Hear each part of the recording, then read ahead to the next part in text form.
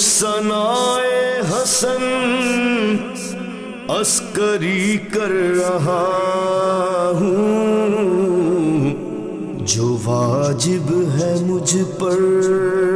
اللہم صلی علی محمد و آل محمد وعجل فرجہم، لا حول ولا قوة الا باللہ العلی العظیم۔ اعوذ باللہ من الشیطان اللعین الرجیم، بسم اللہ الرحمن الرحیم، الحمد للہ رب العالمین وبہ نستعین وہو خیر معین، وصلی اللہ علی محمد و آلہ الطاہرین، سیما لبقیت اللہ الاعظم علی الارضین، روحی و ارواحنا العالمین لمقدم ترابہ الفدا۔ السلام علیکم جميعا ورحمۃ اللہ وبرکاتہ۔ ناظرین اکرام، آپ کی خدمت میں امام حسن عسکری کی سیرت اور اس کے پیغامات کے موضوع پر دوسرا درس پیش کرنے کی جو ہے وہ جسارت کر رہی ہوں، جس کا میں نے سرنامہ کلام وہ آیہ قرآنی رکھی ہے کہ جس میں سورۃ الاحزاب میں پروردگار عالم آیت نمبر 21 میں فرماتا ہے، لَقَدْ كَانَ لَكُمْ فِي رَسُولِ اللَّهِ أُسْوَةٌ حَسَنَةٌ لمن کان یرجو اللہ والیوم الآخر وذکر اللہ کثیرا۔ تم میں سے ان لوگوں کے لیے جو اللہ اور قیامت سے بہت امید رکھتے ہیں اور بہت ذکر خدا کرتے ہیں، خدا کو بہت یاد کرتے ہیں، ان سب کے لیے نبی کی ذات میں اسوہ عمل ہے۔ اور جیسا کہ میں نے عرض کیا تھا پہلے درس میں بھی آپ سے کہ رسول اللہ نے فیصلہ کر دیا، میرا پہلا بھی محمد، میرا درمیانہ بھی محمد، میرا آخری بھی محمد، اور ہم کل کے کل محمد۔ گویا ہر زمانے میں جو بھی رسول کی صفت، محمد کی صفت رکھنے والا موجود ہے، وہ ہم سب کے لیے اسوہ عمل ہے۔ میں اور آپ بات کر رہے ہیں اس محمد کی کہ جو نام کا حسن ہے، لقب کے عسکری ہیں، کنیت ان کی ابو محمد ہے، اور یہ وہ میرا مولا کہ جن کی افتخارات و کمالات کی کوئی انتہا نہیں ہے۔ آج جس افتخار و کمال کی آپ کی خدمت میں بات کرنا چاہوں گی اور اس سے ہم کچھ پیغام لیں گے، وہ خاندان نبوت کا سب سے بڑا افتخار، سب سے بڑا کمال، اور وہ ہے علم اور قلم سے دوستی۔ یہ صفت اہل بیت علیہم السلام کی اتنی کہہ لیں باکمال صفت ہے کہ جس کی بنا پر پوری کائنات عالم میں یہ ساری مخلوقات سے افضل اور اشرف ہیں۔ خصوصیت کے ساتھ اگر میں عرض کروں کہ اگر رسول اللہ کے بعد رسول کے پہلے وصی نے کہا کہ انا باب مدینۃ العلم، میں شہر علم کے علم کا جو ہے وہ دروازہ ہوں، تو میرے مولا امام حسن عسکری یعنی میرے اس امام نے، جو کہ یقیناً باب مدینۃ العلم کا بیٹا بھی ہے، مولا نے بڑی عجیب اور خوبصورت جملے فرمائے۔ مولا نے فرمایا کہ ہم ولایت و نبوت کے قدموں کے ساتھ حقیقت کے بلند ترین مراتب پہ چڑھ گئے ہیں، اور اس کے بعد مولا فرماتے ہیں کہ ہم نے زمین کے 7 طبقات کو اپنی جوان مردی کی علامتوں کے ذریعے نورانی کر دیا ہے، اور اس کے بعد پھر مولا فرماتے ہیں ہم اس جہان میں اہل سیف و قلم ہیں، اور اس جہان میں صاحب لوائل حمد اور صاحب علم ہے۔ بہار الانوار کی اس روایت کے ذیل میں اگر ہم دیکھیں تو واقعاً علم اور قلم کا تعلق خاندان نبوت سے ہے، اور یہ وہ اہل بیت علیہم السلام ہے جو کہ ہمیشہ انسانیت کے کہہ لیں کہ جو ہے وہ خدمت گزار رہے اور دین اسلام کی حفاظت کے داعی رہے، اپنے علم کے ذریعے سے بھی اور قلم کے بھی ذریعے سے۔ قرآن وہ کتاب کی جس میں پروردگار عالم نے توحید اور اس کی تمام تر ترجیحات کو بیان کیا، اسی طریقے سے اہل بیت علیہم السلام وہ ہیں کہ جنہوں نے توحید اور اس کی ترجیحات کو بھی بیان کیا، اور مثل قرآن کے ہر خشک و ترکزہ کا علم ان ہستیوں کے دامن میں اور ان ہستیوں کے وجود میں موجود ہے۔ ایک بہت ہی نفیس ترین روایت مناقب اہل بیت سے جسے آیت اللہ سید احمد مستنبط نے لکھا، فرماتے ہیں کہ ایک دن ابو ہاشم جعفری جو کہ امام حسن عسکری کے بہت قریبی کمپینین ہیں، بہت قریبی صحابی ہیں، کہتے ہیں میں سوچنے لگا کہ میں امام سے پوچھوں گا قرآن کے بارے میں کہ آیا امام کی نگاہ میں قرآن کیا ہے، آیا وہ مخلوق ہے یا نہیں ہے۔ امام حسن عسکری نے ان کے پوچھنے سے پہلے ہی ابو ہاشم جعفری کو مخاطب کیا، کہا کہ کیا تم نے امام صادق علیہ السلام کی اس حدیث کو نہیں سنا کہ جب پروردگار عالم نے سورہ توحید کو خلق کیا تو پروردگار عالم نے اس سورہ توحید کو 4000 پر عنایت فرمائے۔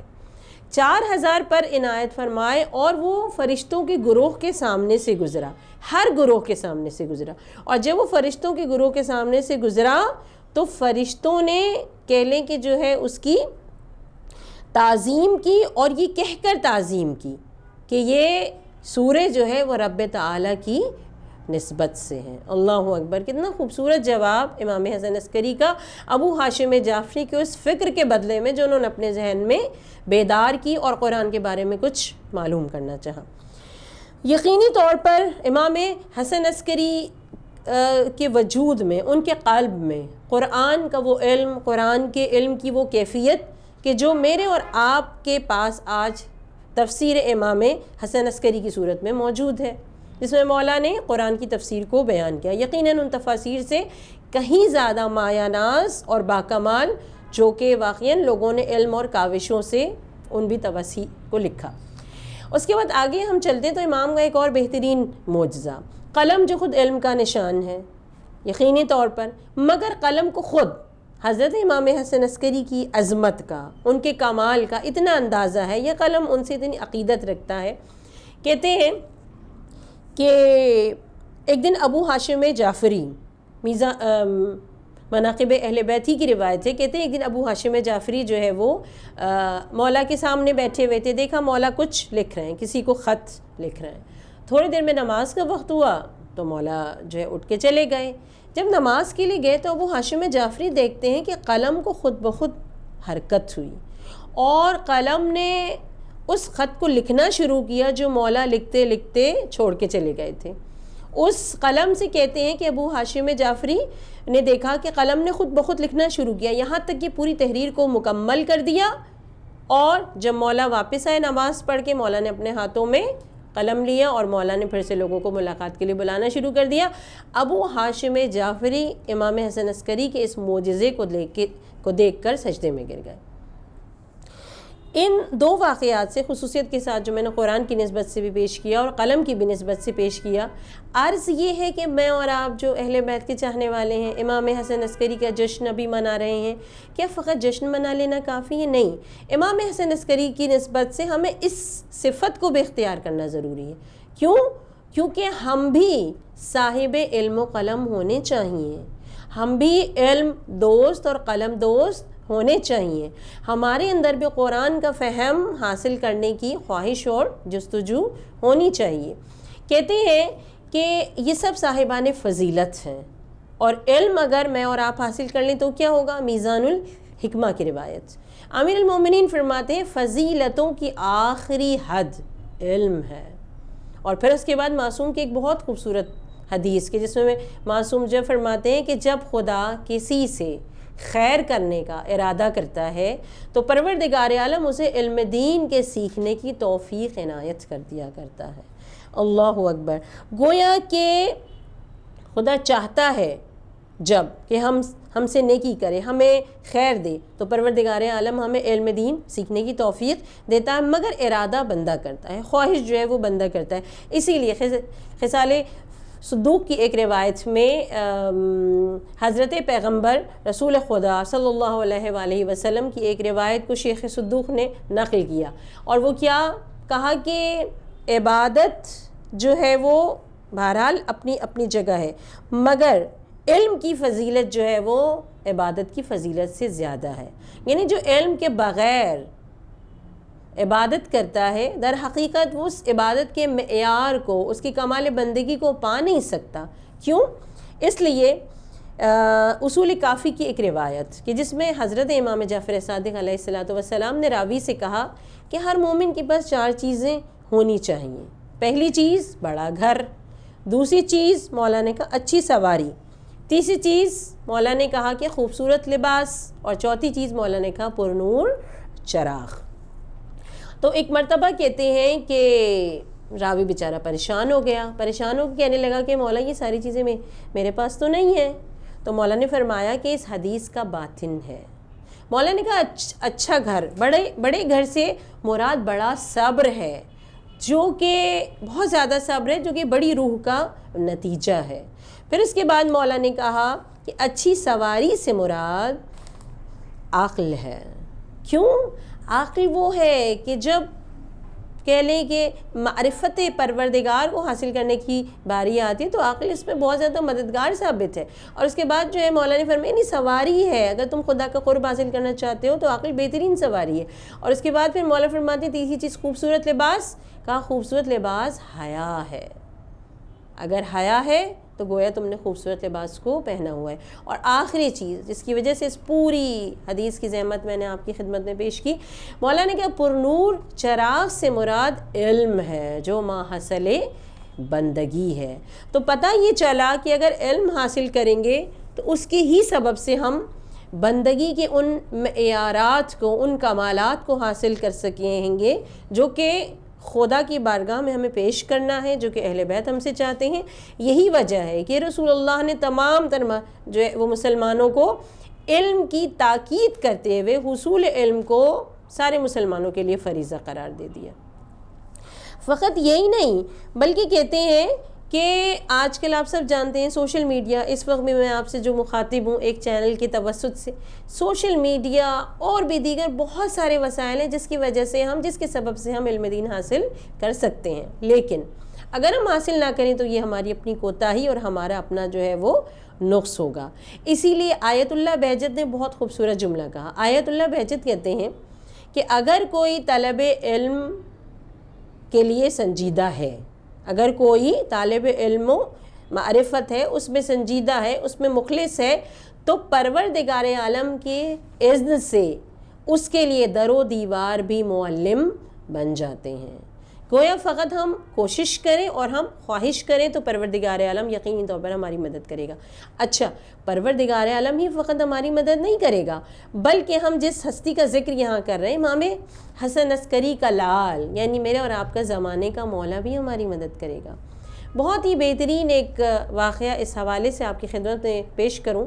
اپنے زمانے کے جید عالم دین، بہترین دین کی خدمت کرنے والے آیت اللہ سید اصفہانی، جنہیں بہت زیادہ علم دین حاصل کرنے کا شوق تھا، اپنے والد سے کہا کہ میں علم دین حاصل کرنا چاہتا ہوں. زمانہ بہت غربت کا تھا، پرانا زمانہ تھا، والد نے منع کر دیا. والد نے کہا کہ بیٹا ہمارے پاس اتنے اخراجات نہیں ہیں کہ ہم تمہیں مدرسے میں پڑھا سکیں. کہنے لگے آپ فقط مجھے رضا دے دیجئے اور میں مدرسے میں جا کے پڑھنا شروع کر دوں. چاروں ناچار باپ نے پرمیشن دے دی. کہتے ہیں مرحوم سید اصفہانی جب اپنے مدرسے پہنچے، وہاں پہ پڑھائی کرنے شروع کی. کہتے ہیں تھوڑی دن بعد ان کے باپ آئے اور انہوں نے سوچا کہ چلو بیٹے کے حالات کو معلوم کیا جائے اور ان کے حال چال کو پوچھا جائے. کہتے ہیں کہ جب وہ اپنے بیٹے کو دیکھنے کے لیے آئے اور مدرسے میں ان کے کمرے میں آئے تو کیا دیکھتے ہیں کہ ان کے بیٹے کے کمرے میں کوئی ضرورت دنیا کا سامان نہیں ہے، یہاں تک کہ چراغ بھی موجود نہیں ہے. بس ایک مرتبہ باپ تھے نا تو تڑپ گئے، کہنے لگے بس بہت ہو گیا، کوئی پڑھائی وڑھائی نہیں، جو ہم چٹنی روٹی گھر میں کھاتے ہیں وہی کھائیں گے اور میں تمہیں یہاں سے لے کے جاؤں گا. آیت اللہ اصفہانی پریشان ہو گئے کہ اگر میں یہاں سے چلا گیا تو علم دین کا سلسلہ منقطع. کہنے لگے ایک مرتبہ اپنے والد سے کہا کہ آپ بیٹھیے، تھوڑا تحمل کیجئے. کہتے ہیں اس کے بعد انہوں نے اپنے باپ کو وہاں بٹھایا. بٹھانے کے بعد جو ہے مدرسے کے صحن خانہ میں آئے. مدرسے کے صحن خانہ میں آ کے بے چین ہو کے امام زمان کو آواز دی اور کہنے لگے کہ السلام علیک یا بقیت اللہ. اور پھر کہنے لگے مولا میری مدد کیجئے، میں آپ کے مدرسے سے نہیں جانا چاہتا اور میرے باپ مجھے لے کے جانا چاہتے ہیں. بس ایک مرتبہ امام زمان سے استغاثہ کرتے ہوئے اپنے کمرے میں واپس آ گئے. جب کمرے میں واپس آئے سوچ رہے ہیں کیسے والد کو منع کروں، کیسے والد کو بھیجوں اور ان سے کہوں کہ مجھے اسی مدرسے میں چھوڑ دیا جائے کہ میں علم دین کو حاصل کر سکوں. کہتے ہیں تھوڑی دیر کے بعد ان کے کمرے کے دروازے پہ دق الباب ہوا. ایک مرتبہ کھڑے ہوئے، باپ نے کہا دیکھو بیٹا کون ہے دروازے پہ. دروازہ کھولا، ایک نورانی چہرہ لیے ہوئے ہستی وہاں موجود تھے. کچھ پیسے دیے، کہا یہ کچھ دینار ہیں رکھ لو، اس سے اپنی ضرورت کا سامان لے لو اور ہر ہفتے تمہاری ضرورت کے لیے جو بھی ہوگا پہنچ جایا کرے گا. فلاں فلاں مقام پہ چلے جاؤ، وہاں سے اپنے لیے چراغ لے آنا. ایک مرتبہ حیران ہو گئے، کہا یہ کون ہے جسے میری سارے حالات معلوم ہے. اس کے بعد ابھی سوچ ہی رہے تھے کہ اس آنے والے نے کہا کہ اپنے بابا کو جو ہے میرا سلام کہنا اور ان سے کہنا پریشان مت ہو. اب جب یہ کہا نا تو بے چین ہو گئے. کہا مجھے بتائیے آپ کون ہیں؟ جن کو میرے بارے میں سب کچھ معلوم ہے اور یہ بھی معلوم ہے کہ میرے بابا یہاں سے مجھے لے کے جانا چاہتے ہیں. تو ایک مرتبہ کہتے ہیں اس آنے والے نے کہا کہ میں حضرت فاطمہ زہرا سلام اللہ علیہا کا مہدی ہوں، یعنی میں تمہارے زمانے کا امام ہوں. اللہ اکبر. یعنی جو علم دین کی خواہش کرتا ہے، جو علم دین کے حاصل کرنے کے لیے جستجو کرتا ہے، خدا مدد فرماتا ہے، اہل بیت مدد کرتے ہیں، خصوصاً میرے زمانے کا امام جو ہے وہ مدد فرماتا ہے. تو بس عزیزان من، جیسا کہ میں نے آپ کی خدمت میں یہ واقعہ پیش کیا، حصول علم کی اگر ہم خواہش کریں، جستجو کریں، جیسا کہ میں نے عرض کیا کہ یہ سیرت امام حسن عسکری سمیت کل ائمہ معصومین کے کمال درجے کی سیرت ہے، علم اور قلم سے دوستی. تو یقینی طور پر میں اور آپ بھی امداد الہی اور حضرت امام زمان کی توجہ کے ساتھ اس عظیم نور سے فیضیاب ہو جائیں گے، کیونکہ اہل بیت چاہتے ہیں، خدا چاہتا ہے کہ ہم اس نور کو حاصل کر لیں، اور یقینی طور پر جب ہم اللہ سے طلب کریں گے تو خدا ہمارے قلب کو اس نور سے فیضیاب کر دے گا. معصوم کی ایک حدیث ہے، بہت نفیس ترین خوبصورت حدیث، العلم نور، العلم نور بقذفہ اللہ فی قلب من یشاء. علم نور ہے اور خدا جس کے چاہتا ہے قلب میں عنایت کر دیا کرتا ہے. اچھا، جب یہ نور دل میں آ جائے، قلب میں سما جائے تو کیا ہوتا ہے؟ ایک عام مومن، ایک عام شیعہ بھی خدا کا، دین کا اور قرآن کا دفاع کرنے کے قابل بن سکتا ہے. اور اس وقت جو ہمارے پاس معاشرے میں اور گلوبل لیول پہ جو فتنہ و فساد برپا ہیں، ہر اعتبار سے ہم ہر چیز کا مقابلہ کر سکتے ہیں، لیکن شرط یہ ہے کہ ہم خود کو جہالت سے نکالیں اور علم کے نورانی سمندر میں اپنے آپ کو غرق کریں. اس درس کے آخر میں آپ کی خدمت میں وہ مثال پیش کروں کہ کس طرح ہم خدا کا، دین کا، قرآن کا، سب کا دفاع کر سکتے ہیں، کیونکہ ہم ان ہستیوں کے چاہنے والے ہیں جن کی سیرت میں، خصوصاً امام حسن عسکری کی سیرت میں، ان چیزوں کا دفاع کرنا جو ہے وہ شامل ہے.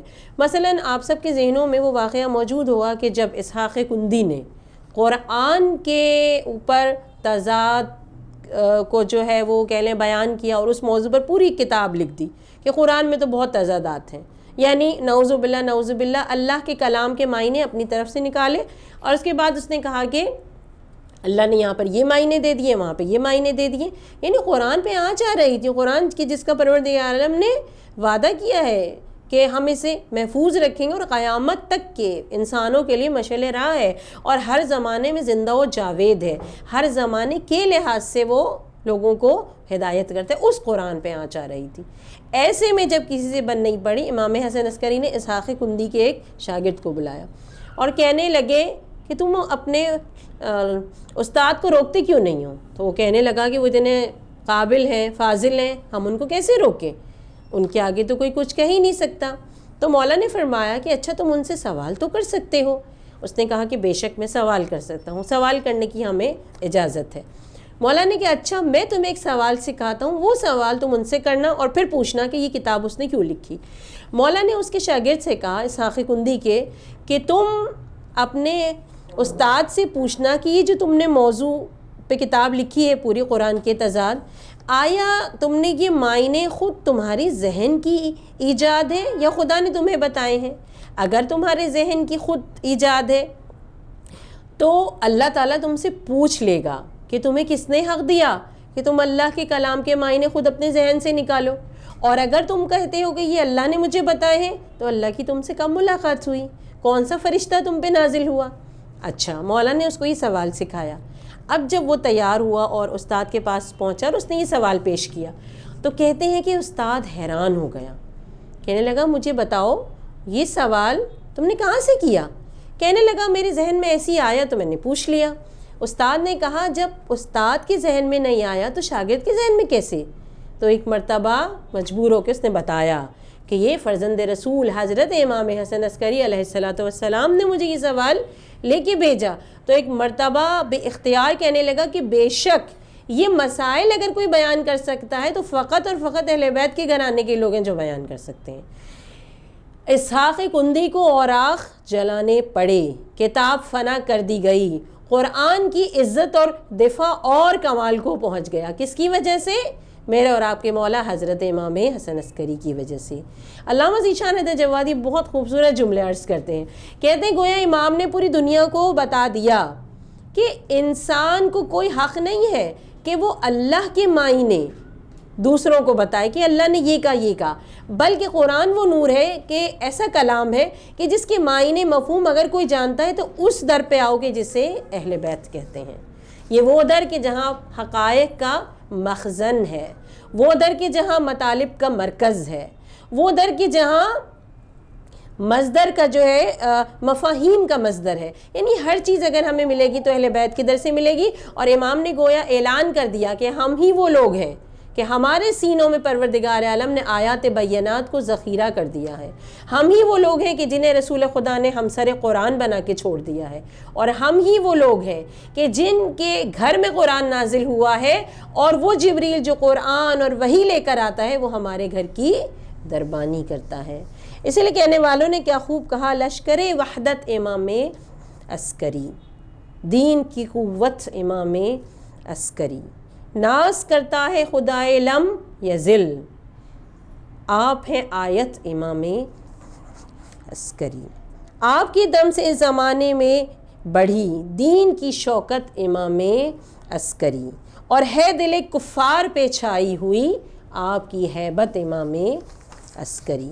پروردگار عالم سے دعا کرتے ہیں، پروردگار عالم آج جو ہم نے گفتگو کی علم پر، قلم پر، ان ہستیوں کے صدقے میں مجھے اور آپ کو مومن ہونے کے ناطے، شیعہ اہل بیت ہونے کے ناطے، منتظرین امام زمان ہونے کے ناطے توفیق دے کہ ہم بھی دوستی علم اور قلم کی راہ پہ چل پڑیں، اور انشاءاللہ تعالیٰ پروردگار عالم کی رحمت سے اہل بیت کی محبت کے صدقے میں اس علم کو حاصل کریں جو نور ہے، اور ایسا نور ہے کہ اس کے حاصل ہو جانے کے بعد ہمیں دنیا و آخرت کی ہر خیر دکھائی دیں گے، اور دنیا و آخرت کی ہر شر سے ہم نجات پا جائیں گے۔